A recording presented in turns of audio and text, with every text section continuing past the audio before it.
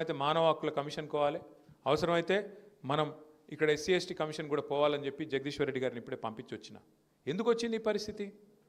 ఎందుకు ఇవాళ రైతులు ఎవరైతే సుభిక్షంగా ఉండిరో ఆటో ఓనికి చెప్తే ఆటో ఓడొచ్చి ఇంటి ముంగట యూరియా బస్ తీసిపోతుండే కేసీఆర్ ఉన్నప్పుడు. ఇవాళ ఏంది మళ్ళా? నిజాయితీగా చెప్పిండు రేవంత్ రెడ్డి గారు, చాలా నిజాయితీగా చెప్పిండు. పాత రోజులు తెస్తా అని చెప్పిండు, తెచ్చి చూపెట్టిండు. చెప్పుల లైన్లు, మళ్ళీ మనుషులు లైన్లా గుద్దుకునుడు, కొట్టుకునుడు, పోలీసులతో దెబ్బలు తినుడు, యూరియా కోసం పోయి పోలీసు వాళ్ళు కొడతాను రైతులను. ఇదివరకు ఎప్పుడన్నా చూసినామా?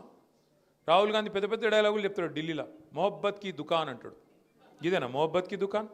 ఏది రైతులను పొట్టు పొట్టు పోలీసులు కొట్టుడు మొహబ్బత్ కి దుకాన్ అంటే ఎంత సిగ్గుమాలిన ప్రభుత్వం అంటే వీళ్ళే కదా. ఇదే రాహుల్ గాంధీ వరంగల్కి వచ్చిండు, కిసాన్ డిక్లరేషన్, రైతు డిక్లరేషన్ అన్నారు. ఏం నరికిర్రల్లా? కేసీఆర్ 10,000 ఇస్తే మేము 15,000 ఇస్తాం రైతు బంధు, కేసీఆర్ 2 పంటలకు ఇస్తే మేము 3 పంటలకు ఇస్తాం, అట్లాగే బోనస్ ఇస్తాం అన్ని పంటలకు, 500 రూపాయల బోనస్, కనీస మద్దతు ధర మీదికెళ్ళి బోనస్ ఇస్తాం, ఎరువులు ఇస్తాం, విత్తనాలు ఇస్తాం, 2 లక్షలు రుణం మాఫీ చేస్తాం. ఇన్ని చెప్పినోళ్ళు ఇవాళ ఏది నీ మొహబ్బత్ కా దుకాన్? రైతుల మీద పడి పోలీసు వాళ్ళు లైన్లకు వచ్చి కొడుతుంటే ఇవాళ అవి మౌనంగా భరించుకుంటూ ఉండాల్సిన పరిస్థితి. గట్టిగా యూరియా కోసం రోడ్ ఎక్కితే మొహబ్బత్ కా దుకాన్ ఏంటంటే తీసుకుపోయి పోలీస్ స్టేషన్లో కుమ్ముడు, మొహబ్బత్ కా దుకాన్. ఇది కాంగ్రెస్ వాళ్ళ నీతి. ఇది ఒక దిక్కుంటే ఇంకో దిక్కు మీ కరీంనగర్లో ఇంకో పార్టీ వాళ్ళది ఇంకా గమ్మత్ దుకాణం. చూడురు మీరు, అది వాళ్ళది.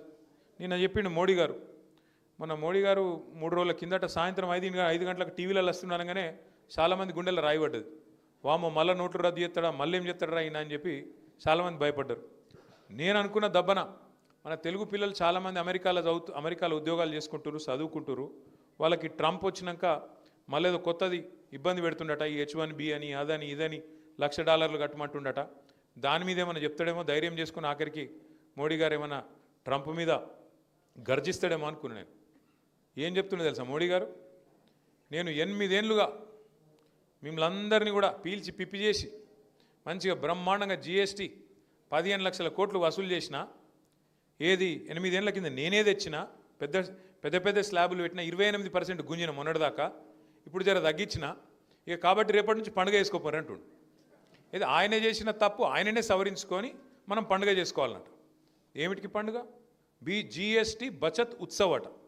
ఇక దానికి మళ్ళీ ఇక్కడ డప్పు కొట్టేటోళ్ళు మస్తుకున్నారు, బండి సంజయ్ ఇంకా చాలామంది ఉన్నారు అసంటోళ్ళు. దేవుడా మోడీ దేవుడు? ఏమిటికి దేవుడు? చేసిన తప్పును సవరించుకున్నందుకు దేవుడా? 28% మొన్నటిదాకా గుంజి ఇప్పుడు దాన్ని బుద్ధి తెచ్చుకొని 18% చేసి 10% తగ్గించుకున్నామని డప్పు కొట్టుకుంటే దేవుడా? మరి మొన్నటిదాకా గుంజిన ఇస్తావా వాపస్? మొన్నటిదాకా గుంజిన ఇవ్వాలనా వద్దా? నిజంగా దేవుడు పండుగ అంటే ఇవ్వాలి మరి వాపస్.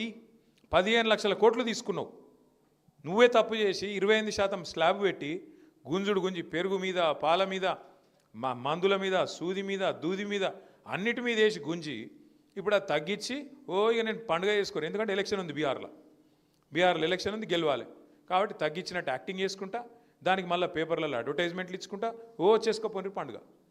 ఎప్పుడు చేస్తాం పండుగ? నువ్వు చెప్పినట్టు నిజంగానే 15 లక్షల రూపాయలు వేస్తా అన్నావు కదా ఒక్కొక్కరి అకౌంట్లో, నల్లధనం తెస్తా, స్విస్ బ్యాంకులలో దాచుకున్నారు కాంగ్రెస్ వాళ్ళు, ఈ దేశంలో ధనవంతులు. మరి నేను తీసుకొచ్చి పంచితే 15 లక్షలు ఇంటింటికి ఒక్కొక్క మనిషికి వస్తాయన్నాడు. అట్లా 15 లక్షలు నిజంగానే పండుగ చేసుకుంటాం. చేయమని అంతగానం ఇప్పుడు 11 ఏళ్ళు అయిపోయాయి, గెలుస్తూనే ఉన్నారు కదా ఎలక్షన్ల మీద ఎలక్షన్లు దేవుని పేరు చెప్పుకొని.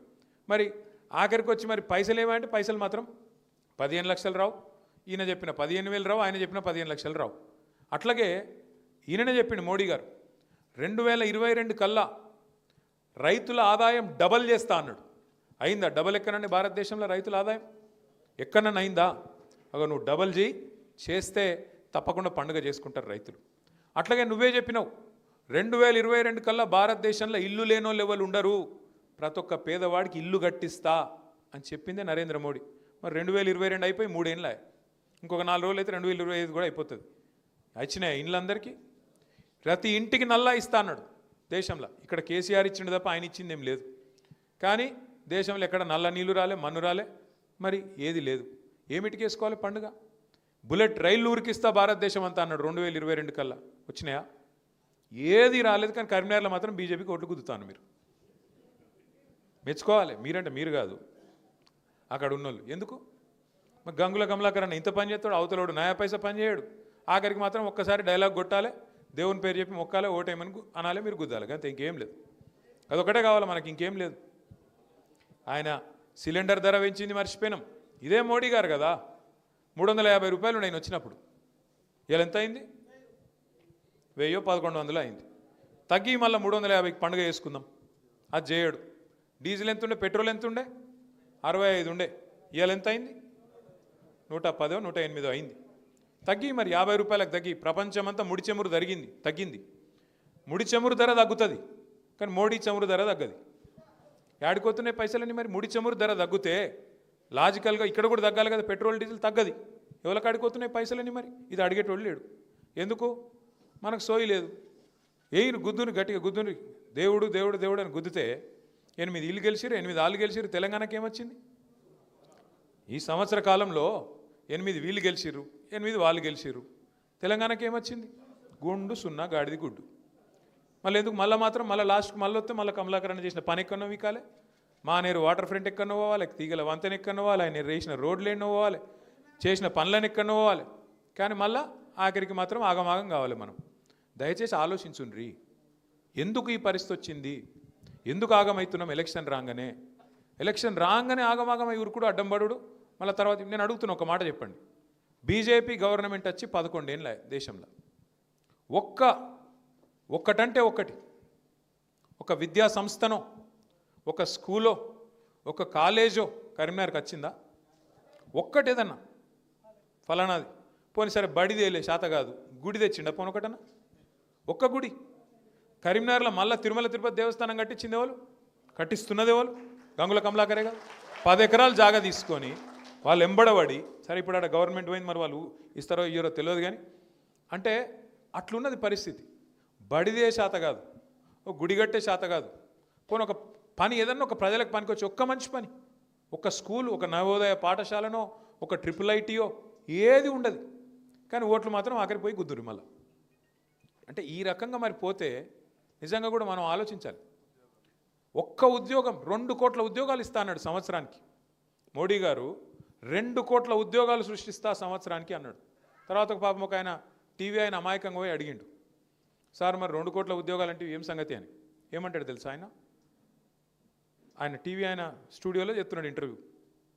अभी मैं यहाँ पे आ रहा था आपके स्टूडियो के पास, बाहर मैंने देखा एक वो बंडी वाला है, बंडी वाला అంటే ఈ బండి కాదు, बंडी वाला है, वो बंडी पे मिर्ची बज्जी पकोड़े बना रहा, क्या आप उसको रोजगार मानते हो कि नहीं? అది ఉద్యోగమా కాదా అంటుండు. అంటే ఇక పల్లీలు అమ్ముకునుడు, బఠానీలు అమ్ముకునుడు, బజ్జీలు వేసుడు, ఇవన్నీ ఉద్యోగాలట. ఆయన ఇచ్చిన 2 కోట్ల ఉద్యోగాలు ఏంటంటే గదట. వీళ్ళ మోసము రామునికి కూడా అర్థమైంది అయోధ్యలో. అందుకే అయోధ్యలో కూడా ఓడగొట్టిండు బీజేపీని. ఇలా మోసము, ఇలా లంగతనము రామునికి అర్థమైంది. అందుకే అయోధ్యలో కూడా ఓడగొట్టిండు, ఎలా కొట్టిండు, వీళ్ళు లంగలున్నారని. మన వాళ్ళకి ఇంకా అర్థమవుతలేదు కరీంనగర్లో. అంటే దయచేసి నేను మిమ్మల్ని కోరేది, ఏది మంచో ఏది మంచి కాదో ఏది చెడో తెలుసుకోనంత కాలం మనకు నష్టం జరుగుతూనే ఉంటుంది. ఇలా బాధపడుతున్నాం ఏమని, అరే ఆడ మేడిగడ్డను ఎండబెట్టిండు, నీళ్ళు ఇస్తలేరు రేవంత్ రెడ్డి. ఇయ్యడు. ఎందుకు ఇయ్యాడు? ఎందుకంటే ఆయన బాస్ కింద ఉన్నాడు చంద్రబాబు నాయుడు. నువ్వు కడితే బరాబర్ మర్యాద ఉండదు రాబాయ్ అంటే కిందికి నీళ్ళు పోవన్నాయి. మరి ఇయ్యాడు.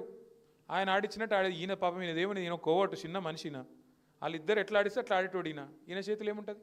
అట్లాగే ఇప్పుడు నిన్న మీరు చూసిండ్రు పక్కకు కర్ణాటకలో ఆల్మట్టి డ్యామ్ హైట్ పెంచుతుండ్రు 5 ఫీట్లు. ఒక్క డ్యాము ఆల్రెడీ కట్టి ఉన్న డ్యాము 5 ఫీట్లు పెంచేందుకు వాళ్ళు ఎంత ఖర్చు పెడుతున్నారు ఎరికేనా? 70,000 కోట్లు ఒక భూసేకరణకే. 70,000 కోట్లు. అదే కేసీఆర్ గారు 40 లక్షల ఎకరాలకు నీళ్ళు ఇచ్చే ప్రాజెక్టు, దాని మీద 93,000 కోట్లు ఖర్చు పెడితే తిన్నాడు 1,00,000 కోట్లు తిన్నాడు వేసుకపోయింది ఇంట్లోకి. మనం ఎప్పుడైనా ఆలోచించినామా కనీసం? అరే 93,000 కోట్లు ఖర్చు అయిన ప్రాజెక్టులో 1,00,000 కోట్లు ఎవడెట్లా తింటాడు? మరి 1,00,000 కోట్లు ఈయననే తింటా బరాజులు ఎవడు కట్టిండు? ఆ పంప్ హౌజులు ఎట్లా కట్టిర్రు? ఆ సొరంగ మార్గాలు ఎట్లా కట్టిర్రు? మరి ఆ మొత్తం కాలువలు ఎట్లా కట్టిండ్రు? గన్ని రిజర్వాయర్లు ఎట్లా వచ్చినాయి? గిన్ని నీళ్ళు ఎట్లా వస్తున్నాయి? ఇలా భూమికి బరువు అయ్యేంత పంట ఎడికెళ్ళి వండుతున్నది అని ఎప్పుడైనా కూర్చొని ఆలోచించినవా? ఇక తిన్నాడట అంటే తిన్నాడు, తినే ఉంటాడు. ఇదిగో పూలు అంటే అదిగొత్తో ఒక అడిగినోడు లేడు, చూసినోడు లేదు. ఎవరు పడతా వాళ్ళు ఏది పడతా చెప్పుడు, మనం నమ్ముడు, ఆయనతో పోయి బాయిలో దుంకుతున్నామా బొందలో దుంకుతున్నామా ఏ చూసేది లేదు, పోయి దుంకుడేనే. గందుకు వచ్చింది 3,000 మేయారటి గంగుల కమలాకరణకు. ఆలోచన లేదు, సోయి లేదు, పని చేసేటోడు పని చేయనోడి మీద ఫరక్ అంతరం లేదు. ఎవరు వనికొస్తారో తెలియదు, ఎవరు వనికిరారో తెలియదు. ఆగమాగం పోయి దుంకాలి. ఎందుకు ఆఖరికి జై అని దేవుని పేరు చెప్పగానే దుంకుడు పోయి. పోనీ దేవుని పేరు చెప్పినప్పుడు కనీసం దేవుడు గుడి కట్టినాడే కరీంనగర్లో ఒక్కటి. అప్పుడెప్పుడో కార్పొరేటర్ ఉన్నప్పుడు కట్టినట్టున్నాడు ఒకటి. దాన్ని చెప్పుకొని మార్కెటింగ్ చేసుకుంటా ఉన్నాడు. ఇంకా ఇంత అన్యాయం ఉంటుందా అసలు ఎక్కడన్నా? నాకు అర్థం కాదు. ఎంత పని చేసిండు గంగుల కమలాకరణ. ఇవాళ కాంగ్రెస్ వాళ్ళ పరిస్థితి ఏంది? మనం కట్టిన కేబుల్ బ్రిడ్జ్ మీద కనీసం ఆ రోడ్డు మెయింటైన్ చేసే తెలివి లేదు, దాని మీద లైట్లు పెట్టే తెలివి లేదు. స్మార్ట్ సిటీ అని కష్టపడి పొట్లాడి ఈయనవును వినోద్ కుమార్ గారు ఇద్దరు కేసీఆర్ గారిని రిక్వెస్ట్ చేసి కరీంనగర్కు స్మార్ట్ సిటీ తీసుకొస్తే ఇవాళ కనీసం కరీంనగర్లో పారిశుద్ధ్యం, ఆ లైట్లు కానీ ఆ పారిశుద్ధ్యం కానీ అది మెయింటైన్ చేసే ముఖం కూడా లేదు. మనం ఉన్నప్పుడు రోజు మంచినీళ్ళు ఇచ్చినాం కరీంనగర్లో. ఇవాళ వస్తున్నాయా? ఎన్ని రోజులకు ఒకసారి వస్తున్నాయి? ఇప్పుడు 2 రోజులకు 3 రోజులకు ఒకసారి. మరి కొంతమంది అంటారు కదా కేసీఆర్ ఇంట్లోకి వెళ్ళి ఇచ్చిండా. మరి ఇప్పుడున్న ఆయన ఇంట్లోకి వెళ్ళి ఇస్తుండే, ఇంటి వెనక పొలం అమ్మిస్తాడా? మరి ఎందుకు వస్తలేవు ఇప్పుడు నీళ్ళు? కేసీఆర్ ఉన్నప్పుడు నీళ్ళు ఎందుకు వస్తాయి? కేసీఆర్ ఉన్నప్పుడు కరెంట్ ఎందుకు మంచిగా ఉంటుంది? కేసీఆర్ ఉన్నప్పుడు అన్ని టైంకి ఎట్లా నడుస్తాయి? ఇవాళ వీళ్ళు రాగానే ఎందుకు ఆగమాగం అవుతున్నారు? ఎందుకు అంటే నడప చాతన అయితే లేదు వీళ్ళకు, పరిపాలన వస్తలేదు. ఎంతసేపు ఢిల్లీకి మూటలు పంపుట్లో బిజీగా ఉన్నారు. ఎందుకంటే సీటు కాపాడుకోవాలంటే ఢిల్లీకి పైసలు ఇవ్వాలి. కమిషన్ ఇవ్వకపోతే ఢిల్లీ ఊరుకుంటారా? ఊకోరు. అందుకే చెప్పినాం అన్న, మన తెలంగాణ ప్రజలకు లోబడి మీ ఆలోచనకు అనుగుణంగా మీకోసం పనిచేసే గల్లీ పార్టీ కావన్నా లేకపోతే అక్కడ ఉండే ఢిల్లీ పార్టీ కావన్నా అంటే మరి ఎందుకో కానీ హైదరాబాద్లో అయితే చక్కగానే ఓటేసారు, జిల్లాలలోనే ఆగమయ్యారు. 10 ఏళ్ళు చూసినాం కదా. ఇప్పుడు ఒకసారి ఒక తాప వీళ్ళకిత్తేంది ఏమవుతుంది అని ఏమైనా అవుతుందా అనుకున్నారు. ఏమైంది? అలా ఎక్కడికక్కడ ఆగం. ఒక్కటి కాదు 2 కాదు. తులం బంగారం అంటుండే ఇక్కడికి వెళ్ళి తమ్ముడు. తులం బంగారం కాదు, మీ మెడల మంగళసూత్రం ఎత్తుకపోతే వాడే మంచోడు, పుస్తల తాడు ఎత్తుకపోతే వాడే గొప్పోడు అంటున్నా. అంత దొంగలు వీళ్ళు కాంగ్రెస్ వాళ్ళు. కొత్తోళ్ళ వీళ్ళేమన్నా? 125 సంవత్సరాల చరిత్ర కలిగిన పార్టీ, భారతదేశాన్ని 55 సంవత్సరాలు అప్రతిహతంగా ఏలిన పార్టీ కాంగ్రెస్ పార్టీ. ఆ పార్టీ ఏమైనా కొత్తదా మనకు? గాలను నమ్ముతారు పోయి. ఏం మాటలు చెప్పారు వాళ్ళు? 10,000 కేసీఆర్ ఇస్తే 15,000 ఇస్తామన్నారు. ఇస్తుండా ఇప్పుడు 15,000 పడుతున్నాయా? చెప్పిండు కదా, అత్తకు 4,000, కోడలకు 2,500 అని చెప్పిండు. అటు అత్తకు లేదు, ఇటు కోడలకు లేదు. ఇక్కడ అత్త కోడలు ఇప్పుడు జాయిన్ అయినారు, వాళ్ళిద్దరు కూడా స్వాగతం. అత్తకు 4,000 పెన్షన్ లేదు, కోడలకు 2,500 రావు. ఇలా అత్త కోడల పంచాయతీ అయ్యే పరిస్థితి వచ్చింది రేవంత్ రెడ్డి గారు వచ్చినాక.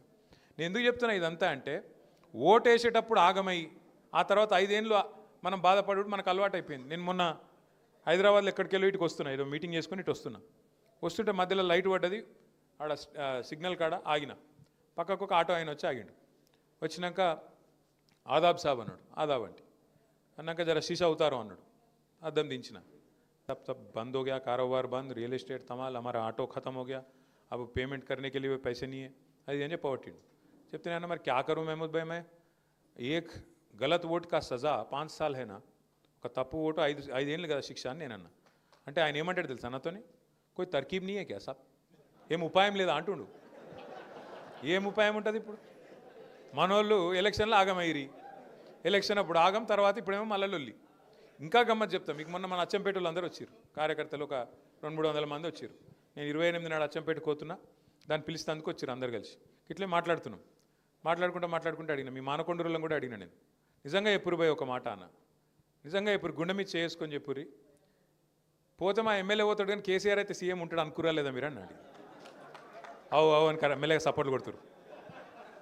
అంటే మనం ఎంత బేఖాయాలు ఉన్నామంటే, ఎంత తెలివితప్పు ఉన్నామంటే, చిన్న లాజిక్ మిస్ అయింది. ఎమ్మెల్యే ఓడిపోతే కేసీఆర్ సీఎం ఎట్లయితాడు?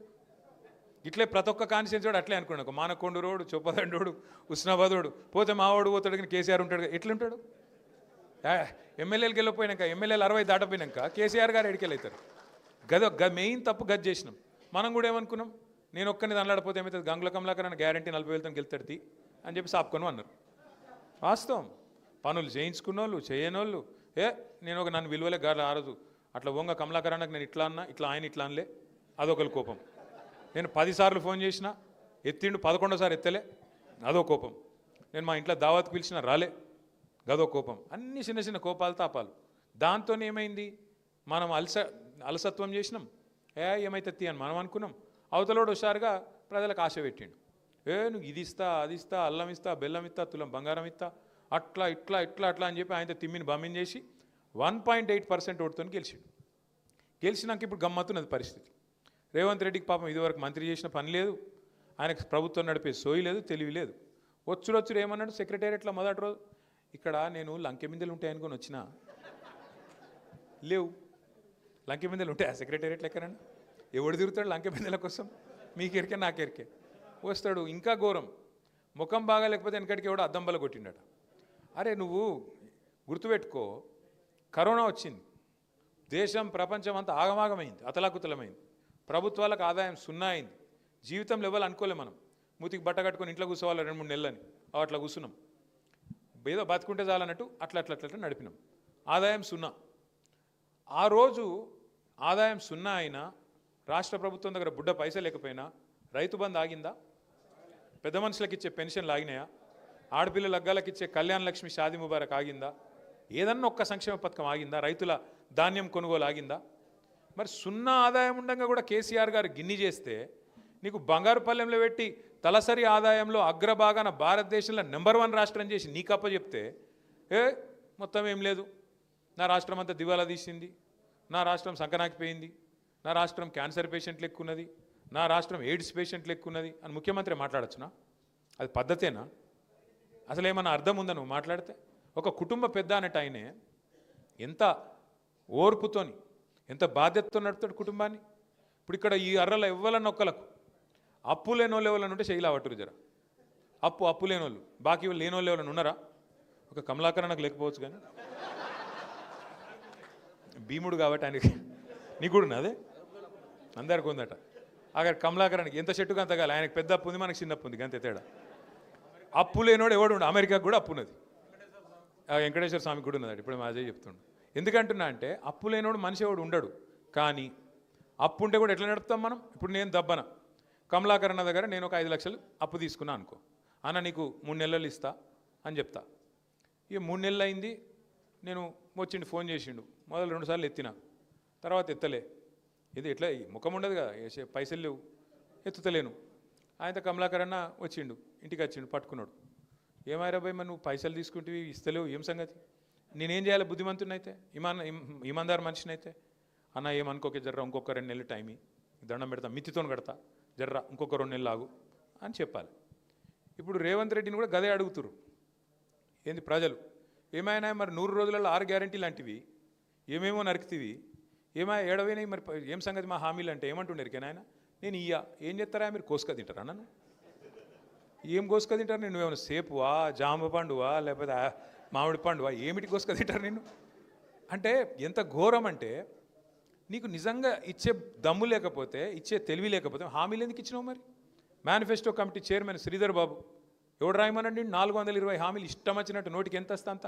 10 లక్షలు కేసీఆర్ ఇస్తుండగా, దళిత బంధు హుజూరాబాద్లు ఇచ్చిండుగా, నేను 12 లక్షలు ఇస్తా. ఎవడు నరుకుమన్నాడు? ఇచ్చిన ఒక్కనికన్నా మరి 12 పైసలు ఇచ్చినావు కనీసం? ఆఖరికి పోనీ హుజూరాబాద్లో 2వ విడత పైసలు ఇవ్వాలని కౌశిక్ రెడ్డి లొల్లి పెడుతుంటే ఆ పైసలు ఇచ్చే ముఖం కూడా లేదు వీళ్ళకు. ఎంత ఘోరం అంటే, ఎస్సీ డిక్లరేషన్ పేరిట ఎస్సీలను, ఎస్టీ డిక్లరేషన్ అని ఎస్టీలను, బీసీ డిక్లరేషన్ అని బీసీలను, మహిళా డిక్లరేషన్ అని మహిళలను, యూత్ డిక్లరేషన్ అని యువజన విభాగాన్ని, రైతులకు రైతు డిక్లరేషన్ అని మోసపోని వర్గం లేదు ఇవాళ కాంగ్రెస్ చేతుల్లో. బీజేపీ చేతుల్లో మోసం మనకు ఎరికే, మొదటి నుంచి ఎరికే. కొత్త మోసం ఇక్కడ మొదలైంది. ఈరోజు తెలంగాణలో ఉన్న రాజకీయ పరిస్థితి ఏంటంటే, ప్రజలు ఎదురు చూస్తాను, ఎప్పుడు ఎలక్షన్ వస్తుందా, ఎప్పుడు మళ్ళా కేసీఆర్ను తెచ్చుకొని మళ్ళా రాష్ట్రాన్ని పట్టాలెక్కిద్దామా అని చూస్తూ ఉన్నారు. తప్పకుండా నాకైతే బలమైన నమ్మకం ఉన్నది. ఇవాళ గౌతమి రెడ్డి గారు ఒక డాక్టర్, అమ్మాయికి తన వృత్తి ఉన్నది, తన సంపాదన ఉన్నది, తన పని తాను చేసుకోవచ్చు. నాకెందుకు రాజకీయం, నాకేం అక్కరా, సావంతి ఎవడేడదస్తే నాకేందని చెప్పి సపరేట్గా ఉండొచ్చు.